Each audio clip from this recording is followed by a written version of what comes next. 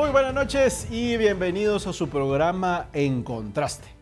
Esta semana tenemos que hablar del tema que está en coyuntura, del tema que le preocupa a usted, del tema que me preocupa a mí, el tema que le preocupa a todas las familias guatemaltecas, el tema de infraestructura. Y es que literalmente el país está cayendo a pedazos, las principales entradas y salidas del país hacia la costa sur, en la ciudad, en Villa Canales y un largo etcétera, se están cayendo debido a situaciones de infraestructura vial. Las carreteras están en pésimas condiciones y eso nos ha traído bastantes problemas, para ponerlo en ejemplo a usted y a mí, que ahora tenemos que salir 45 minutos, una hora antes para poder llegar a tiempo a nuestro destino o a nuestras labores. Bien, vamos a hablar de cómo está la infraestructura vial, qué podemos hacer, cuáles son esos grandes proyectos que se tienen y cuáles van a ser esos grandes retos también del próximo gobierno en tema de infraestructura vial.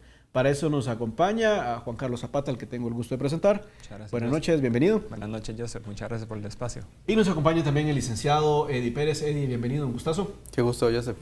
Aquí estamos. Bien, vamos a hablar del tema principal. Las últimas semanas y cada invierno tenemos una nueva tragedia. Pareciera que se repite un ciclo, un loop interminable donde, aunque sabemos cuáles son los puntos y cuáles van a ser las catástrofes que pasan en temas de infraestructura, siempre pasan, ya sabemos. Ese puente se cayó hace 2 años, este año tal vez se va a caer. Pum, se cae el puente y nuevamente otro invierno, otra nueva tragedia. Y tenemos tragedias mucho más terribles como la que pasamos esta semana en el área de Naranjo, donde se pierden vidas humanas en cuestiones nuevamente que decimos cada año y nos damos golpes de pecho. Una tragedia que se pudo haber evitado, pero no tenemos un plan de infraestructura. Juan Carlos, hablemos de lo que está sucediendo actualmente como país en tema de infraestructura. Yo sé que tú tienes muchos datos y cosas que al tenerlas más claras la gente se va a poner a pensar, pues si estamos en pañales. Bueno, pues primero muchas gracias. Creo que lo importante es entender que Guatemala tiene apenas 1 metro de red vial por habitante. Eso nos coloca en los últimos lugares de toda América Latina. Solo para tener una referencia, Estados Unidos tiene 20, México tiene 4, países como Panamá tiene 8, Costa Rica tiene 8 también casi, países como El Salvador tienen 2 metros de red vial por habitante, Honduras tiene casi 4. Entonces, definitivamente estamos en los últimos lugares de toda América Latina y de muchos países, incluso de las Américas. Cuando vemos el departamento de Guatemala, apenas tenemos 25 centímetros de red vial por habitante. Eso es lo que nos lleva a que el departamento de Guatemala tiene tanta complejidad para moverse de un lugar a otro, cualquier persona, cualquier mercancía. Entonces eso, por un lado, está impactando en el comercio, en los servicios, en poder trasladarse de un lugar a otro, pero también en el turismo, que puede ser una de las industrias importantes para el país. Nosotros lo que hemos visto desde Fundesa, desde el año 2018, que se empezó a trabajar y a estudiar este tema y a profundizar, es que necesitamos cambiar el sistema. El sistema de obra pública tradicional bajo el cual Guatemala contrata carreteras es inoperante. Y para eso se tiene en el Congreso de la República la Ley General de Infraestructura Vial, que está pendiente de tercer debate en el Congreso y que creemos que es una oportunidad para el país para poder avanzar en este tema. Bien, Eddie, profundicemos un poco más en los costos que tiene para el país las condiciones paupérrimas que tenemos en nuestra red vial. Y vamos a hablar del uno de los puntos principales, y es la carretera hacia la costa sur, Villanueva. Ya tuvimos hace no mucho un hoyo, un gran cráter que le echaron lodocreto, que el lodocreto se lavó, que tapó otro colector y que más adelante se volvió a caer esa misma carretera por la falta de un plan para darlo. Y luego ahora pues tenemos este año que está cerrada actualmente. Dicen que van a construir un puente, que es alguna de las soluciones. Vimos que también se construyó un puente que tampoco es viable. ¿Cuánto le cuesta al país o cuántas son las pérdidas en términos de comercio y en términos también de salud mental para el guatemalteco, Eddie? Porque pasar cuántas horas y las marometas que tienen que hacer los que vienen de la costa sur para venir acá, prácticamente se tienen que ir a dar la vuelta al lago de Amatitlán algunos para poder entrar. Bueno, por supuesto, en términos de costos para el país, definitivamente toda la inversión que debe hacerse desde el punto de vista empresarial para costear mayor desgaste de transporte, de los camiones, mayor combustible, O sea, ahí vamos viendo que se van incrementando los costos de distribución y consecuentemente eso va a impactar en el precio de los productos que finalmente van a llegar a los consumidores. Entonces, finalmente eso sí tiene un impacto en la economía de los guatemaltecos, porque definitivamente el no tener carreteras aptas para poder transportar todo lo que hay que llevar hacia los consumidores definitivamente encarece el costo de vida. Desde el punto de vista de las personas que transitamos por esos lugares, pues definitivamente comienzan a haber dos impactos importantes. Uno, el impacto en mayor consumo también para las personas por el uso de sus automóviles, pero también un impacto desde el punto de vista de salud mental, porque la gente comienza a vivir un estrés por estar viviendo más tiempo dentro de un automóvil, lo cual no es sano para nadie. Y Guatemala, tal como lo decía Juan Carlos, tiene un potencial tan alto como para potenciar situaciones como el turismo, que hoy día pues no las hemos aprovechado. Y creo que por ahí Guatemala tiene que empezar a tener un plan realmente como de gobierno para hacerle frente no solo a la problemática vial, pero también buscando ese desarrollo económico, porque definitivamente ese desarrollo económico traerá beneficios para todos los guatemaltecos. Y precisamente sé que el proyecto de Fundesa y sé que los planes que han hecho precisamente van en ese enfoque, el desarrollo económico, el desarrollo integral de las comunidades, porque hay que hablar que el desarrollo a las comunidades tiene que llegar. Totalmente. Y llega por las carreteras, o sea, no llega por el aire ni cae del cielo, o sea, llega por carreteras. Entonces hablemos un poco de lo que los planes, de cómo ese desarrollo debería llegar a través de tener una infraestructura vial, porque pues hemos visto, mencionabas El Salvador y hemos visto cómo cuando llegamos a la frontera de El Salvador pareciera que un cambio completamente distinto, son otras condiciones y un país más pequeño, o sea, nosotros somos la economía más fuerte de Centroamérica, somos un país muy resiliente, con gente echada para adelante, o sea, tenemos muchas cualidades, pero no es algo a lo que le hemos dado la importancia necesaria. Juan Carlos. Definitivamente no estamos invirtiendo suficiente en infraestructura, ese es el primer dato que tenemos que tener claro. El Salvador, con 1/3 del parque vehicular, invierte lo mismo en recursos, en mantener su red vial que Guatemala. Si nos vamos a Panamá, Panamá invierte 3 veces lo que Guatemala invierte y también con una menor población. Entonces, lo primero que tenemos que tener claro es que la inversión en infraestructura es insuficiente, la que tenemos hoy. Más adelante vamos a hablar del presupuesto. Y por supuesto es importante reconocerlo, porque lo que estamos viendo en las propuestas que se han venido trabajando es que se tiene ya una cartera de 64 proyectos. En su gran mayoría son viales, algunos portuarios y aeroportuarios también. Eso representa casi $7,000 millones de inversión para el país en los próximos 4 a 5 años. Pero el gran desafío es la velocidad a la cual se puede ejecutar ese presupuesto con los recursos que tenemos. Por eso es tan importante también ciertas reformas que se necesitan en el país para utilizar las alianzas público-privadas, por ejemplo, para poder tener sistemas más innovadores de contratación y que esto, por supuesto, permita que Guatemala suba su nivel de contratación a largo plazo. La Ley General de Infraestructura Vial es otro proyecto importante porque esto permitiría contratos de pagos por disponibilidad, por indicadores que ayuden a mejorar la eficiencia y la transparencia de la calidad del gasto público, pero definitivamente lo que vemos es que Guatemala necesita avanzar en los temas de infraestructura pública. Sí, ahí tocaste un tema muy relevante que quisiera ahondar con Eddie, es el tema de la calidad de las carreteras. Hemos visto, y pues no me lo estoy inventando, ni estamos hablando de un gobierno en específico, pero sabemos que hay hasta un candidato salía haciendo chiste con un pedazo de carretera de este tamaño y que lo salía quebrando en la rodilla, pobrecito. No sé si quedó bien de la rodilla después de quebrar ese pedazo de asfalto. Pero la calidad del gasto público, las carreteras y la obra pública pareciera que ha sido el bolsón también para entrega de obras grises donde se cobran a cierto grado. Vemos casos sonadísimos en temas de corrupción como Overdeck, donde tenemos una calidad del gasto público de carreteras malísimas, que las echan en un invierno y al siguiente invierno, o si va bien al siguiente invierno, si no a la siguiente lluvia, ya están aquellos grandes cráteres y seguimos en las mismas condiciones. Pareciera que tiráramos sal al agua, como decían los abuelos. Sí, por supuesto. Yo creo que la calidad de las carreteras no ha sido la mejor. Me parece que el tema de las alianzas público-privadas puede ser una solución importante. Recordemos que el tema de infraestructura siempre activa la economía, pero no la activa solo en ese tramo, O sea, hay un desarrollo integral de todo lo que pasa alrededor de las comunidades. Pero no solo eso, eso también se ve reflejado en el costo impositivo para el Estado.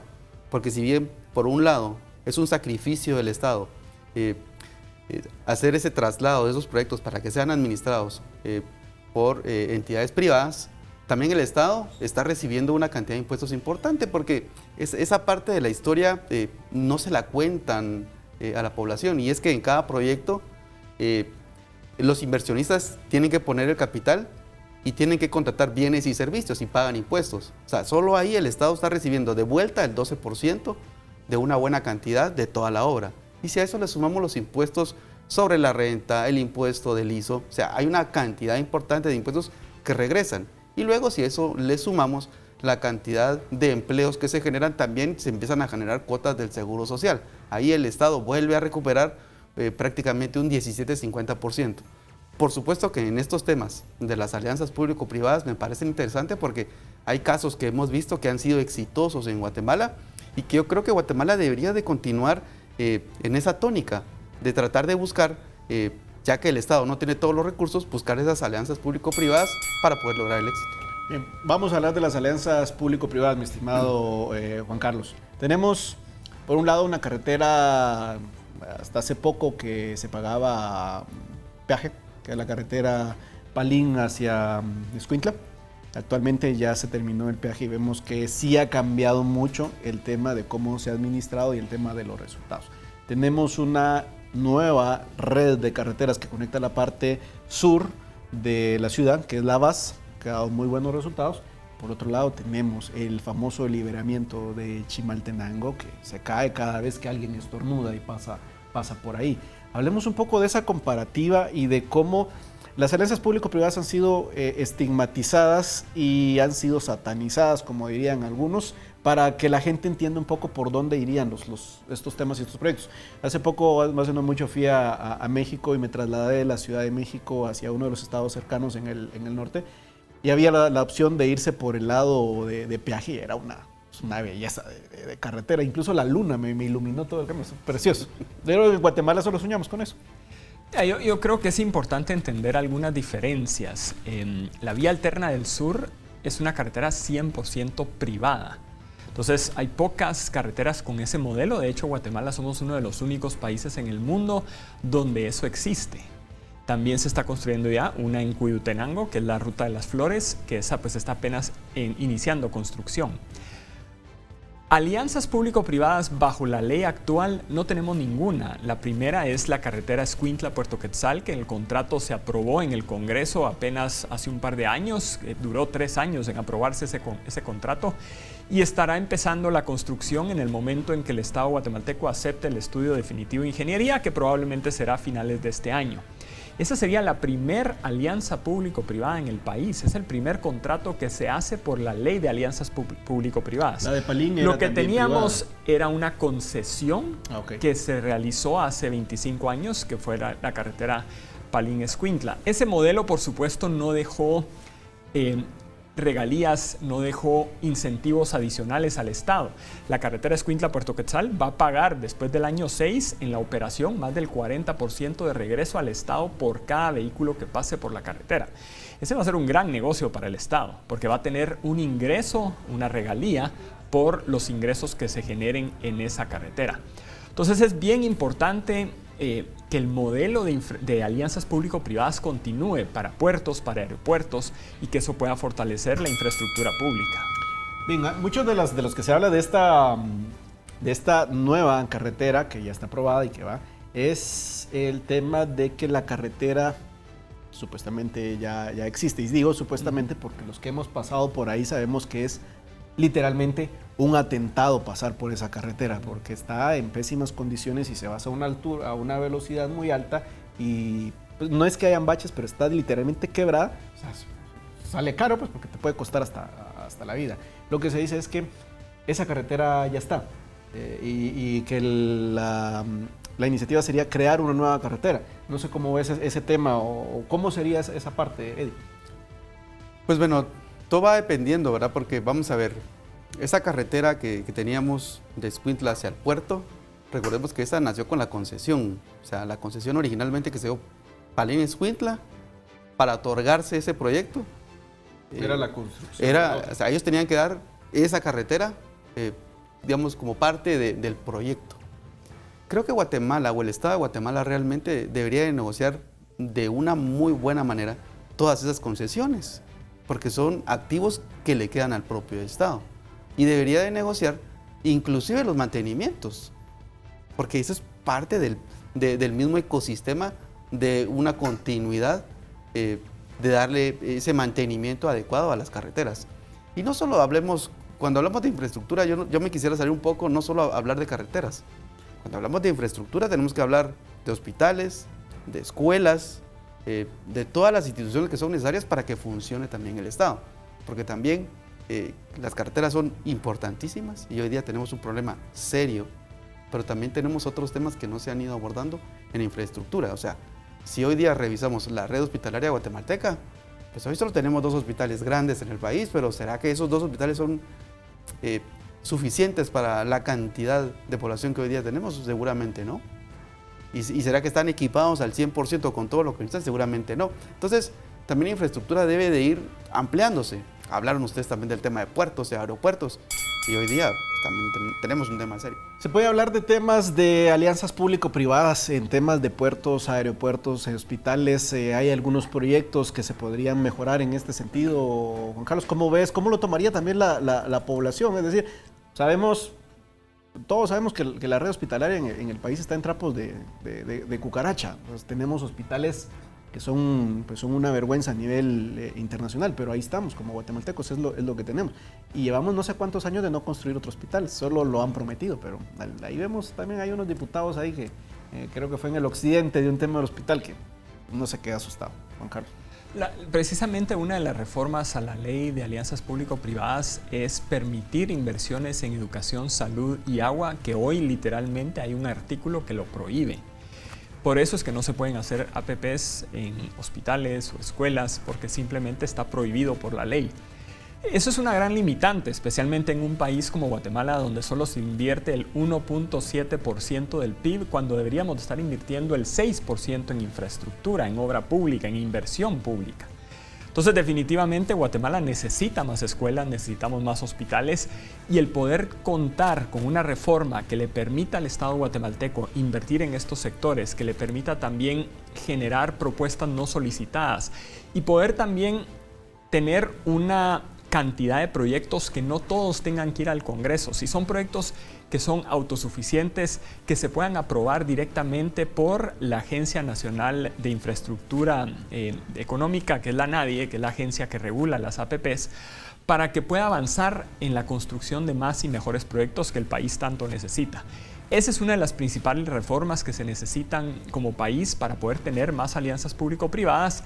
Además de empezar a buscar otros mecanismos. El ICS, por ejemplo, trabajó mucho con UNOPS para poder construir hospitales. Hay uno muy bueno que se está gestionando ya para Zacapa. Esperamos que las autoridades puedan avanzar en ese proyecto, porque va a ser un proyecto de un hospital de primer nivel. Bien, vamos a ir al corte. Regresamos, les dejo la pregunta en el aire y es, si las situaciones están así, las inversiones son tan bajas, y estamos con temas de presupuesto, que es lo que vamos a hablar, ¿qué se necesita para que nuestros gobernantes, entendiéndose ejecutivo y legislativo, puedan reenfocar el tema del presupuesto? Porque es una vergüenza que tengamos presupuestos con un 85-90% de gastos en ejecución. Vamos al corte y regresamos.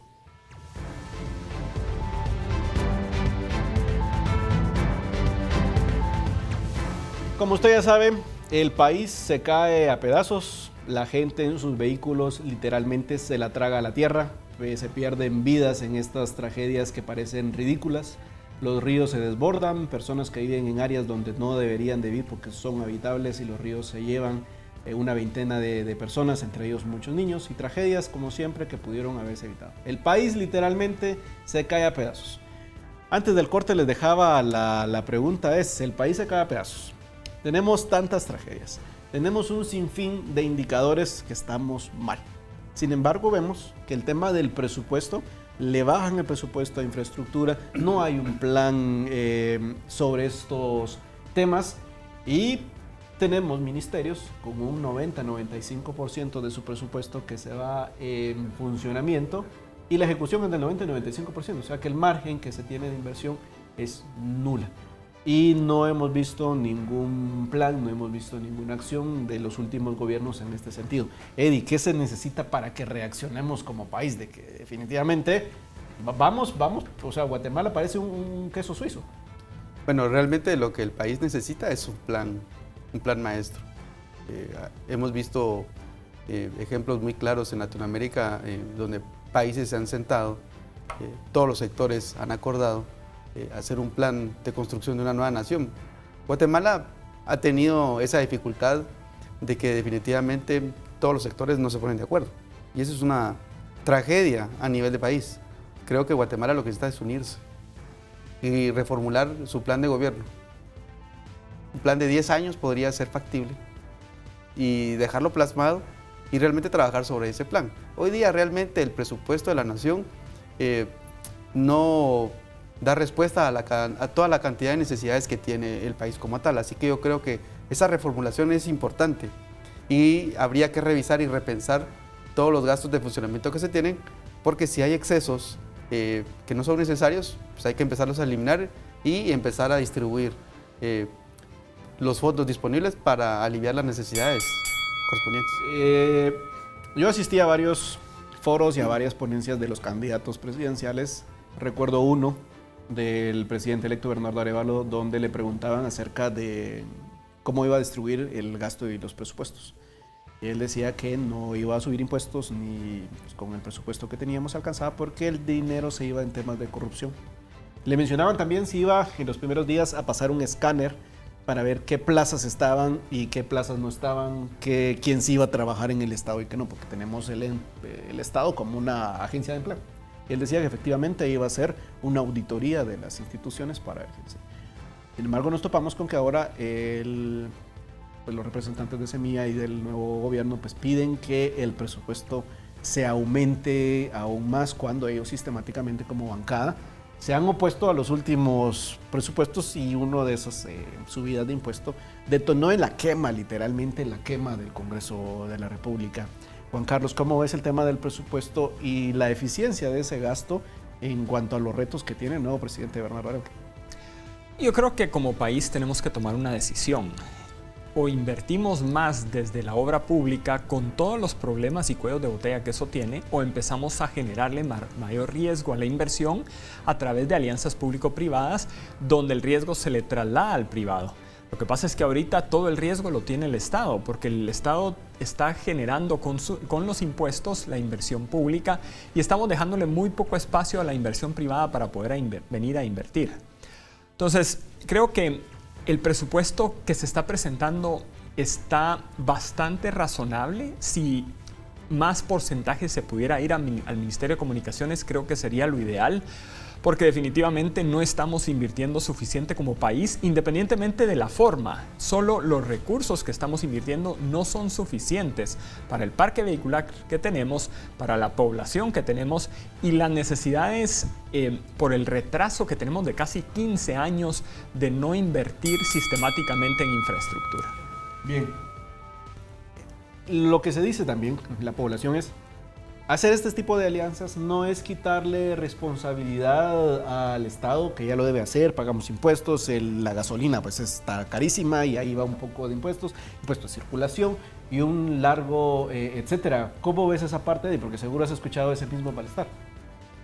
Bueno, yo lo que pienso es que en el tema de las alianzas público-privadas, creo que el Estado no es que pierda la responsabilidad, sino que realmente la responsabilidad es compartida y se asume el riesgo, como lo dice Juan Carlos. Realmente quien está poniendo el capital en las alianzas público-privadas es el inversionista, y que es el extranjero. Puede ser el nacional o el extranjero, cualquiera de los dos. Pero el Estado sí tiene que velar porque esos proyectos se hagan bien, que se cumplan con todos los requerimientos específicos. Pero yo creo que el tema de la responsabilidad siempre sigue estando latente de parte del Estado, porque es el Estado donde finalmente se ha descansado la administración de esta jurisdicción. Pues el Estado de Guatemala es el que tiene la administración como tal y es el que tiene que ordenar las piezas para que todos los jugadores de ese tablero pues puedan entrar y salir, ¿no? como corresponde. Entonces me parece que la responsabilidad sigue siendo siempre del Estado, pero compartiendo el riesgo con los inversionistas, y definitivamente esos proyectos tienen que estar debidamente aprobados y tienen que cumplir con todos los requerimientos que sean necesarios. Juan Carlos, ¿cuál sería tu mensaje para esas personas que dicen que las alianzas es quitarle responsabilidad al gobierno? Y con eso pues cerramos porque ya vamos sobre el tiempo. Bueno, yo creo que lo primero es generar una oportunidad para Guatemala de invertir más en infraestructura. Guatemala puede atraer mucha inversión a través de alianzas público-privadas.